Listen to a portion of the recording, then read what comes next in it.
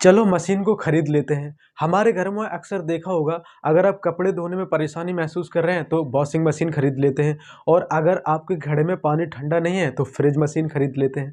Basically ये छोटे छोटे सुख सुविधाएं आपको बहुत ही लाभ पहुंचा रहे हैं और आप खुशी भी हो रहे हैं। लेकिन यही सुख सुविधाएं जब आपकी असुविधा में बदलने लगे या आपके दैनिक जीवन की दिनचर्या को परिवर्तित करने लगे, तब कैसा लगेगा? जी हाँ, मैं बात कर रहा हूँ बढ़ती हुई टेक्नोलॉजी की। जैसा कि आपने देखा होगा, पहले जब हमारे घरों तक अखबार आते थे, रेडियो की सूचनाएं आती थी, तब हमारा दिन उतना कठिन और जटिल नहीं हुआ करता था। किंतु आजकल के आर्टिफिशियल इंटेलिजेंट के इंटरप्शन से या सोशल मीडिया के इंटरप्शन से वो सारी चीज़ें पीछे छूट चुकी हैं।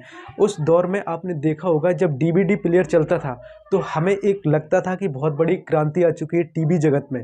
धीरे धीरे वो एंटीना वाले टीवी रिप्लेस हो गए डीवीडी और सीडी प्लेयर से, और जो उस समय डीवीडी और सीडी प्लेयर रखता था वो समझता था कि मेरे पास दुनिया के सबसे अच्छे डिवाइस हैं जिन्हें कभी ख़त्म नहीं होगा और बहुत सारा धन कमाया जाएगा।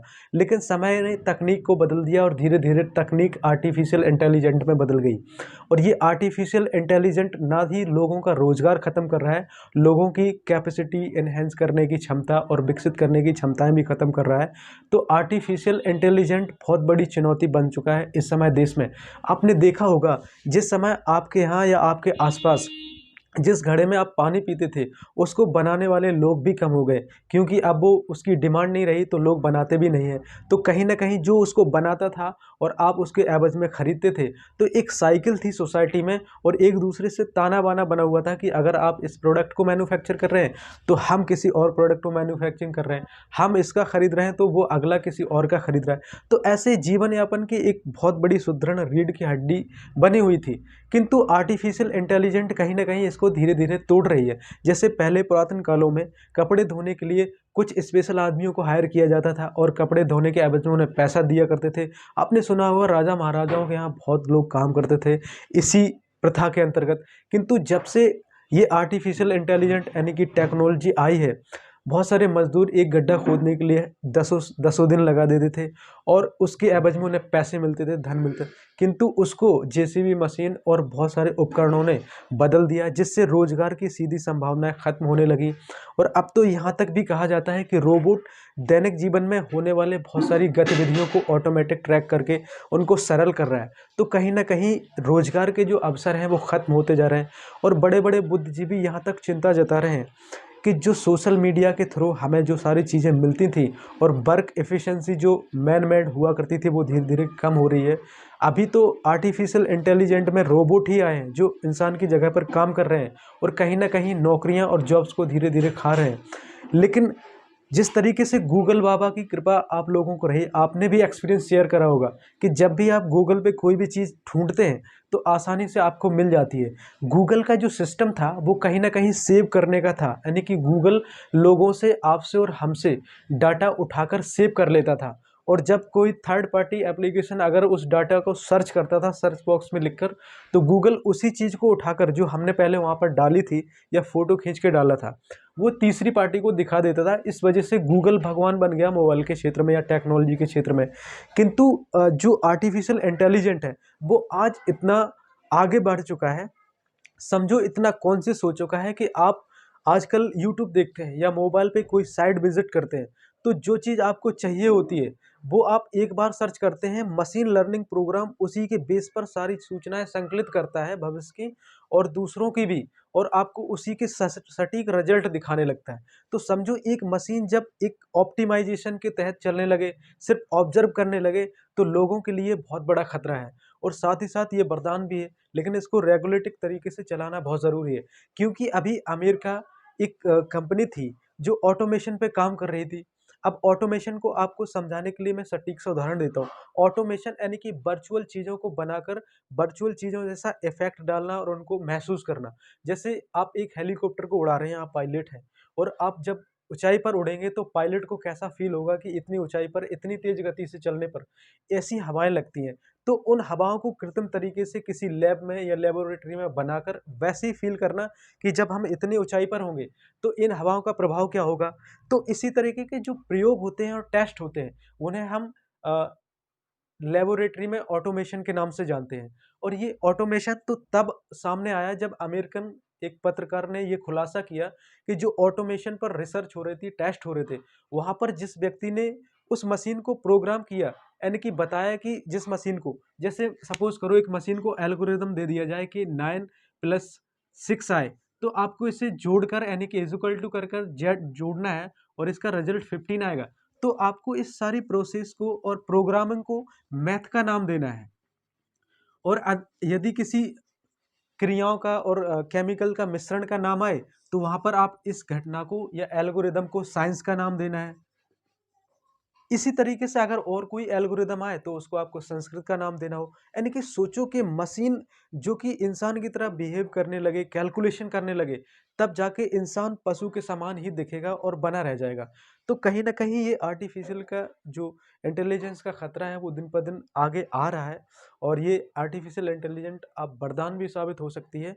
और दूसरा उदाहरण ये भी है कि एक घटना है सैन फ्रांसिस्को, जहाँ एक शहर में किसी बच्चे ने अपने एक पार्ट की फ़ोटो खींचकर डॉक्टर के पास सेंड की, तो गूगल ने उस फ़ोटो को सेव कर लिया और उस फ़ोटो को सेव कर लिया और डॉक्टर ने उधर उसको मेडिसिन दी और इधर भेज दी।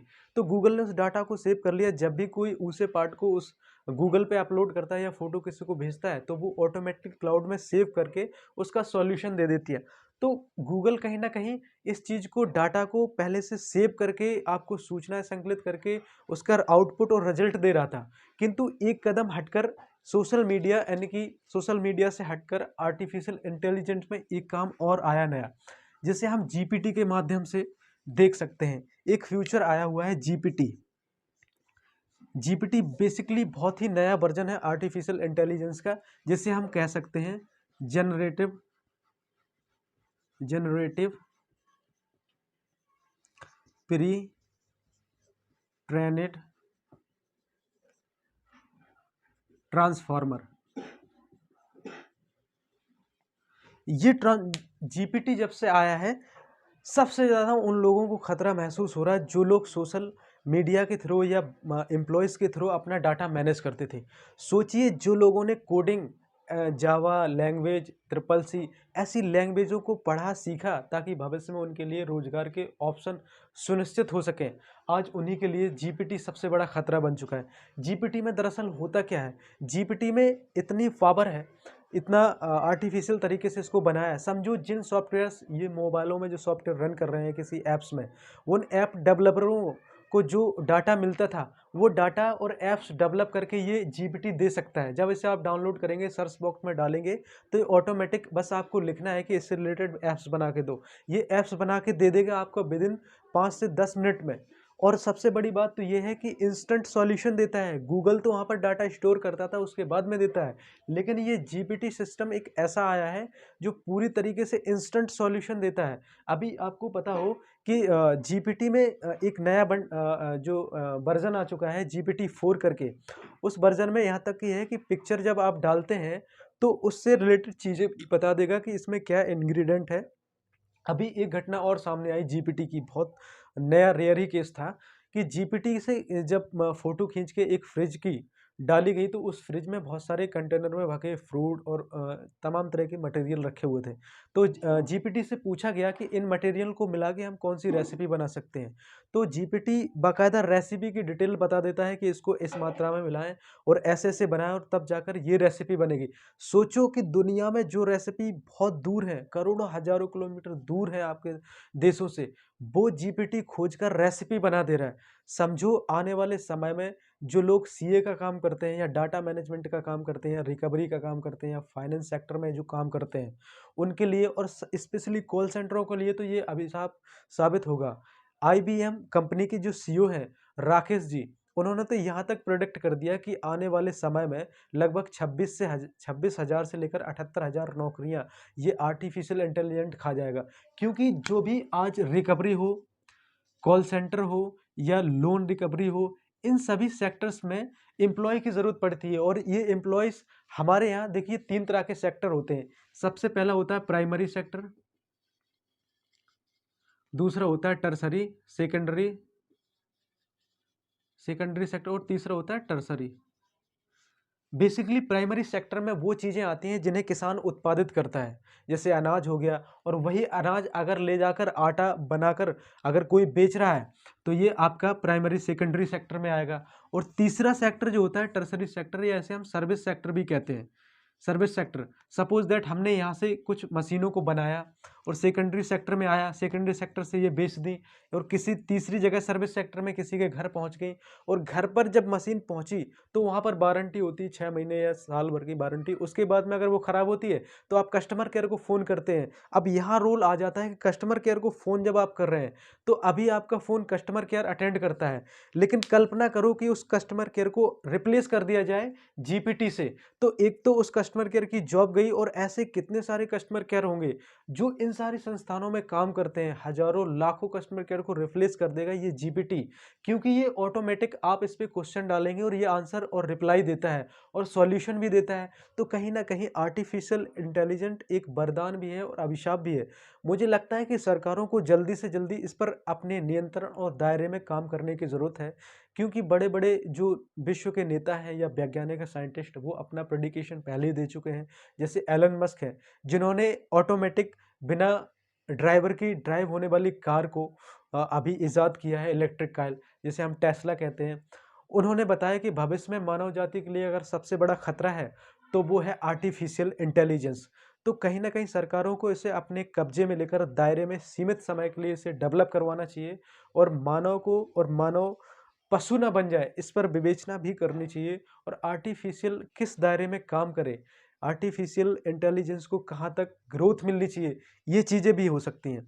तो अभी एक जो न्यूज़ ज़्यादा फ्लैश कर रही थी, वो अमेरिकन जो नेवी है या फिर एयर फोर्स है, उन्होंने एक ऐसी मशीन डेवलप की, जिस तरीके से हमारे यहाँ एक फ़िल्म रिलीज़ हुई थी 2.0, जिसमें रजनीकांत की रोबोट को कितनी सारी गन्स को चलाते हुए एक साथ देखा था। और जब वो जिसको बनाया था चिट्टी रोबोट, उसको जिस साइंटिस्ट ने बनाया था उस पर भी हमला कर दिया। तो इसी बेस पर आप कह सकते हैं कि रोबोट जिसको आप मशीन के थ्रू डायरेक्शन या प्रोग्राम करके देते हैं कि आपको ये काम करना है, अगर कोई बाधा आए तो उसको हटाना है सबसे पहले, फिर वही काम करना है। तो अमेरिकन जो एयर फोर्स है, वो कहीं न कहीं ऐसे ऑटोमेशन वाली मशीन को टेस्ट कर रहा था, और टेस्ट करते समय जो ऑपरेटर था जिसने उसमें प्रोग्राम डाले थे, वो मशीन सपोज़ दैट गोलियाँ चला रही है अपने दुश्मन के ऊपर, और गोलियाँ चलाते-चलाते उस ऑपरेटर ने उसमें कुछ बाधा उत्पन्न की या रोका कि ये गलत हो रहा है, ये मत करो। तो सपोज़ दैट उस मशीन ने उल्टा होकर उसी को गोलियों से फायर कर दिया और उसकी जान ले ली। तो ये हुआ कि हिंड्रेंस मशीन में जब डाला गया था कि ये बाधा है, तो उसके दिमाग में सिर्फ़ यही फ़ीड था कि ये बाधा है, हिंड्रेंस है, इसको हटाओ। तो सोचो कि एक मशीन को जब मानवीय भाषाओं में कन्वर्ट कर दिया जाए, तो वो जान भी ले सकती है, जिस आदमी ने उसको प्रोग्राम किया, फ्रेम किया, उसकी जान ले सकता है। तो अमेरिका से जब ये पूछा गया, कुछ सवाल पूछे गए अमेरिकन पत्रकारों द्वारा, तो अमेरिका की एयर फोर्स ने और नेवी ने पूरी तरीके से मना कर दिया कि नहीं, हम ऐसी कोई मशीन टेस्ट नहीं कर रहे हैं, क्योंकि ये बिल्कुल वैसे ही है जब हम किसी देश में अपने राजनेता को पकड़ते हुए देखते हैं, तो लगता है कि हमें अपना पल्ला झाड़ने के लिए ये कह देना चाहिए कि हमारा इससे कोई संबंध नहीं है। तो मुझे लगता है सरकार को, भारत सरकार को जल्दी से जल्दी इस पर अध्यादेश या बिल लाना चाहिए, ताकि आर्टिफिशियल इंटेलिजेंस का जो डेवलपमेंट है, वो एक नियम के दायरे में और कानून के संकुचित घेरे में हो, ताकि जो मानव सभ्यता है वो बरकरार बनी रहे। और इसी तरीके के वीडियोस देखने के लिए आप हमारे साथ जुड़े रहें, और नीचे जो एक रेड कलर का हैड बटन है उसको ज़रूर प्रेस करें, ताकि समय से आपको वीडियो मिलते रहें। थैंक यू, धन्यवाद।